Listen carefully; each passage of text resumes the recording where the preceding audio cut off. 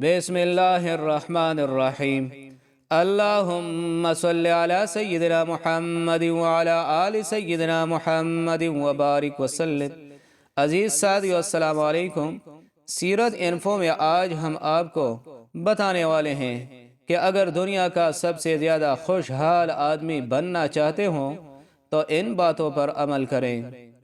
اپنے دن کی شروعات نماز فجر اور صبح کے اذکار سے کیجیے تاکہ آپ فلاح و کامرانی سے سرفراز ہو سکیں۔ برابر استغفار کرتے رہیں تاکہ شیطان آپ سے مکمل مایوس ہو جائے۔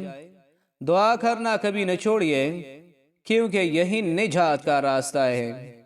یاد رکھیے، آپ کی زبان سے نکلنے والے ہر لفظ کو فرشتے لکھ رہے ہیں۔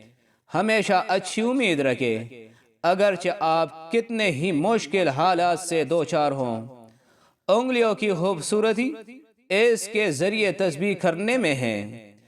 جب غموں کا ہجوم ہو اور مشکلات کی آمد ہو تو لا الہ الا اللہ پڑھیے۔ غریبوں اور مسکینوں پر خرچ کر کے ان سے دعائیں اور محبت حاصل کریں۔ کچھ بولنے سے پہلے سوچئے کیونکہ الفاظ بھی قاتل ہوتے ہیں۔ مظلوم کی بد دعا اور محروم کی آنسو سے بچو۔ اخبار اور جرائد کا مطالعہ کرنے سے پہلے قرآن کی تلاوت کریں۔ آپ خود اپنے گھر والوں کو صحیح راستے پر رکھنے کا ذریعہ بنیں۔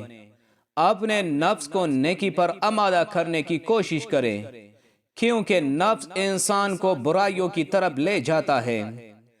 اپنے والدین کو عزت و احترام دے کر رب کی خوشنودی حاصل کریں۔ آپ کے پرانے کپڑے غریبوں کے لیے نئے ہیں۔ غصہ نہ کریں، زندگی بہت مختصر ہے۔ یاد رکھو، تمہارے ساتھ وہ ذات ہے جو سب سے زیادہ غنی اور طاقتور ہے۔ گناہ کی وجہ سے دعا کرنا بند مت کرو۔ مشکلات اور مصائب میں نماز بہترین معاون و مددگار ہوتی ہے۔ پرسکون زندگی گزارنا چاہتے ہو تو بدگمانیوں سے بچو۔ ہر مصیبت اور بلا کی جڑ اللہ سے منہ موڑنا ہے، اس لیے اللہ کی طرف رجوع کرو۔ ایسی نماز پڑھو جو تمہیں تمہارے قبر میں کام آئے۔ جب تم کسی کو غیبت کرتے ہوئے سنو تو اس سے کہو کہ اللہ سے ڈرو۔ سورہ تبارک الذی پابندی سے پڑھو کیونکہ یہ نجات دینے والی سورہ ہے۔ محروم وہ ہے جو خشوع و خضوع والی نماز اور آنسو بہانے والی آنکھ سے محروم ہو۔ بھولے بالے ایمان والوں کو تکلیف مت دو۔ ساری محبت اللہ اور اس کے رسول کے لیے کرو۔ جو تمہاری غیبت کریں اسے معاف کر دو کیونکہ اس نے تمہیں مفت میں اپنی نیکیاں دے دی ہے۔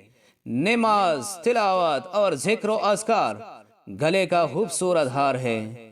اگر رات کی تاریکی ختم ہو گئی تو تکلیف بھی عن قریب دور ہوگی، بحران بھی ختم ہوگا۔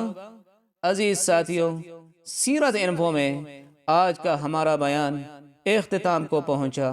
اگلی ویڈیو میں ایک نئے بیان کے ساتھ پھر حاضر خدمت ہوں گے۔ اس وقت تک کے لیے اجازت دیجیے۔ اللہ حافظ۔